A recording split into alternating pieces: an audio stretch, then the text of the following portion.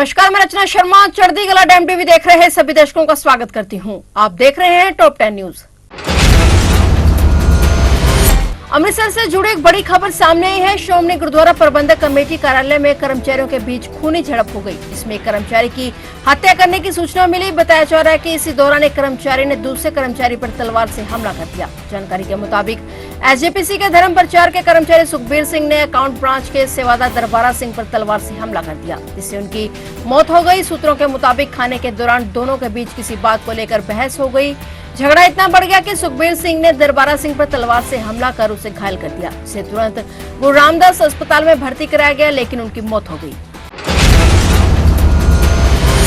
अयोध्या में गैंगरेप के आरोपी सपा नेता मोहित खान के खिलाफ योगी सरकार का एक्शन जारी है। उसकी अवैध संपत्ति पर बुलडोजर चलाया गया है। इस दौरान आरोपी की बेकरी का लाइसेंस भी रद्द कर दिया गया है। उसके बाद राजस्व विभाग और पुलिस टीम ने मिलकर बुलडोजर से बेकरी को जमींदोज कर दिया और इसके साथ ही अन्य अवैध संपत्तियों के खिलाफ भी एक्शन होगा। अयोध्या में नाबालिग लड़की के साथ गैंगरेप के मुख्य आरोपी और समाजवादी पार्टी के नेता मोहित खान के खिलाफ योगी सरकार एक्शन मोड पे है। मोहित खान की अवैध संपत्ति पर बुलडोजर चलाया गया है। गौरतलब है कि मुख्यमंत्री योगी आदित्यनाथ ने भी इसी मुद्दे को विधानसभा में उठाने के बाद पीड़ित परिजनों के साथ मुलाकात की थी और साथ ही उन्हें कड़ी कार्रवाई का आश्वासन दिया था। अब महज 24 घंटे के भीतर ही आरोपी की संपत्ति पर बाबा का बुलडोजर गरजा है। पीएम मोदी ने आज कृषि अर्थशास्त्रियों के 32वें अंतर्राष्ट्रीय सम्मेलन का उद्घाटन किया। इस दौरान उन्होंने कहा कि भारत एक ऐसा देश है जहां उसकी जरूरत से ज्यादा खाद्यान्न उपलब्ध है। साथ ही हम वैश्विक खाद्य सुरक्षा के उपायों पर काम कर रहे हैं। हम रसायन मुक्त प्राकृतिक खेती को बढ़ावा दे रहे हैं। और बजट पर पीएम ने कहा कि आम बजट 2024-25 टिकाऊ खेती पर केंद्रित है। सम्मेलन में पीएम मोदी ने आगे कहा कि भारत ने बीते 10 सालों में जलवायु परिवर्तन के प्रति कम संवेदनशील फसलों की 1900 नई प्रजातियां प्रदान की हैं। पीएम ने बताया कि हम पेट्रोल में 20% इथेनॉल मिलाने का लक्ष्य हासिल करने की दिशा में आगे बढ़ रहे हैं। केंद्र सरकार के एक दुर्लभ कदम से असम राइफल्स के करीब 1500 सैनिक बल मुख्य क्षेत्र से बाहर निकलेंगे और जम्मू में तैनात होंगे, जहां आतंकी हमले हो रहे हैं। एक अधिकारी के अनुसार यह पहली बार होगा जब पूर्वोत्तर के मित्र के रूप में जाना जाने वाला बल जम्मू में तैनात किया जाएगा और जल्द ही जम्मू कश्मीर में इसका एक छोटा आधार हो सकता है। यह पहली बार होगा जब भारतीय सेना के नियंत्रण वाली 2 सेनाएं राष्ट्रीय राइफल्स और असम राइफल्स जम्मू में तैनात की जाएंगी। सैनिकों को मणिपुर से लिया जाएगा, जहां केंद्रीय रिजर्व पुलिस बल असम राइफल्स के परिचालन क्षेत्र को संभालेगा। चूड़ाचांदपुर में असम राइफल्स की जगह 2 बटालियन तैनात की जाएंगी। केरल के वायनाड जिले में आए भूस्खलन ने भारी तबाही मचा रखी है। राहत बचाव का कार्य जारी है और मलबे के नीचे से लोगों को बाहर निकाला जा रहा है। कुछ लोगों की किस्मत अच्छी रही कि उन्हें बचाव में जुटे कर्मियों ने जिंदा ही बाहर निकाला है, जबकि कुछ इतने खुशकिस्मत नहीं रहे हैं। वायनाड में रेस्क्यू ऑपरेशन का आज 3 अगस्त को चौथा दिन है। वायनाड के चूरमाला में एनडीआरएफ लेकर सेना के जवान तक लोगों को बचाने के काम में जुटे हुए हैं। रेस्क्यू टीम में एडवांस टेक्निकल उपकरणों और खोजी कुत्तों के जरिए लोगों को जिंदा ढूंढ रही है। इस दौरान बड़ी तादाद में लोगों के शव भी बरामद किए जा रहे हैं।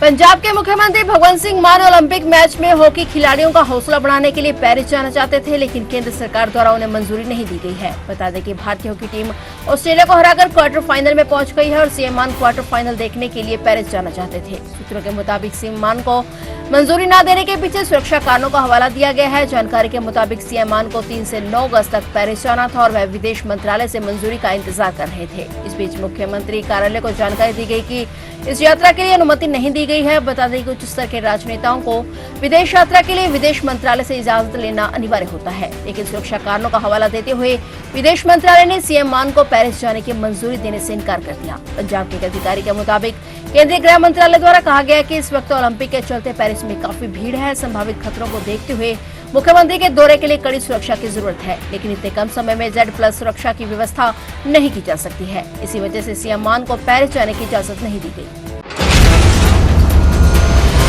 ईदगाह कमेटी के वकील महमूद प्राचा ने कहा कि हाईकोर्ट ने मुस्लिम पक्ष की दलीलों और तथ्यों को नजरअंदाज कर फैसला सुनाया है। सर्वे के फैसले पर पहले सुप्रीम कोर्ट रोक लगा चुका है और मथुरा की श्री कृष्ण जन्मभूमि और शाही ईदगाह मस्जिद विवाद में इलाहाबाद हाईकोर्ट से गुरुवार को आए फैसले को लेकर मुस्लिम पक्ष ने बड़ा ऐलान किया है। इस मामले में शाही ईदगाह मस्जिद कमेटी ने हाईकोर्ट के फैसले को सुप्रीम कोर्ट में चुनौती देने की बात कही है। शाही ईदगाह मस्जिद कमेटी के वकील महमूद प्राचा ने प्रयागराज में कहा है कि हमने हाईकोर्ट के फैसले का अध्ययन कर लिया है। मस्जिद कमेटी ने कहा है कि हाईकोर्ट के फैसले में तमाम खामियां हैं। ईदगाह कमेटी का वकील महमूद प्राचा ने कहा कि हाईकोर्ट का फैसला सम्मान करने लायक नहीं है। देश का संविधान अदालत के फैसले को मानने की बात तो करता है, लेकिन इस तरह के फैसले की इज्जत की जाए ऐसी कोई बाध्यता नहीं है। उनके मुताबिक हाईकोर्ट ने मुस्लिम पक्ष के दलीलों और तथ्यों को नजरअंदाज कर फैसला सुनाया है। उनके मुताबिक सुप्रीम कोर्ट में शाही ईदगाह मस्जिद की अपील अगले हफ्ते दाखिल हो जाएगी। मनु भाकर पेरिस ओलंपिक 2024 में मेडल की हैट्रिक से चूक गई। पहले 2 मेडल जीत चुकी मनु भाकर इस बार वुमेन्स 25 मीटर पिस्टल इवेंट के लिए मैदान पर थी और मनु ने इवेंट के फाइनल में जगह बनाई थी। पहले 2 ब्रॉन्ज मेडल जीत चुकी मनु से इस बार गोल्ड मेडल की उम्मीद की जा रही थी। हालांकि वह 25 मीटर के पिस्टल इवेंट में मेडल लाने से सिर्फ 1 पायदान दूर रह गई और इवेंट का फाइनल खेल रही मनु ने कुल 28 के स्कोर के साथ चौथे पायदान पर फिनिश किया। वह मेडल पर कब्जा जमाने से सिर्फ 1 पायदान दूर रही। अगर मनु तीसरा पायदान हासिल कर लेती तो वह पेरिस ओलंपिक में पदकों का हैट्रिक लगाते हुए ब्रॉन्ज मेडल पर कब्जा जमा लेती। हालांकि इस बार वह मेडल नहीं जीत सकी।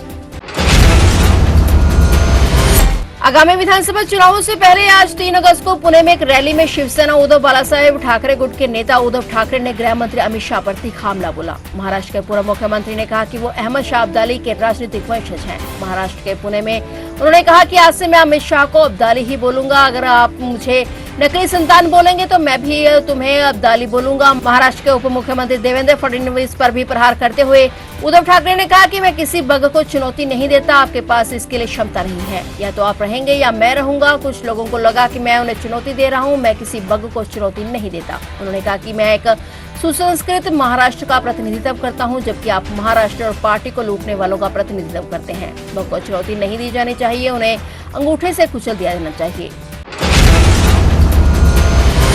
मानसून की बारिश से देश के कई राज्यों में तबाही मची हुई है। हिमाचल और उत्तराखंड में तो बाढ़ जैसे हालात हैं। मौसम विभाग ने पश्चिम बंगाल में भी भारी बारिश का अलर्ट जारी किया है। मौसम विभाग के अनुसार कम दबाव वाले क्षेत्र के गहरे दबाव में बदल जाने के कारण कोलकाता और उसके पड़ोसी जिलों में लगातार बारिश हो रही है। बारिश के कारण कोलकाता के कई हिस्सों में जल भराव की खबरें सामने आई हैं, जिसमें कोलकाता एयरपोर्ट भी शामिल है। एयरपोर्ट पर बुरी तरह पानी भर गया और पड़ोसी शहरों हावड़ा, सॉल्ट लेक और बैरकपुर में भी यही स्थिति है। मौसम विभाग ने बताया कि दिन भर यही स्थिति रहेगी।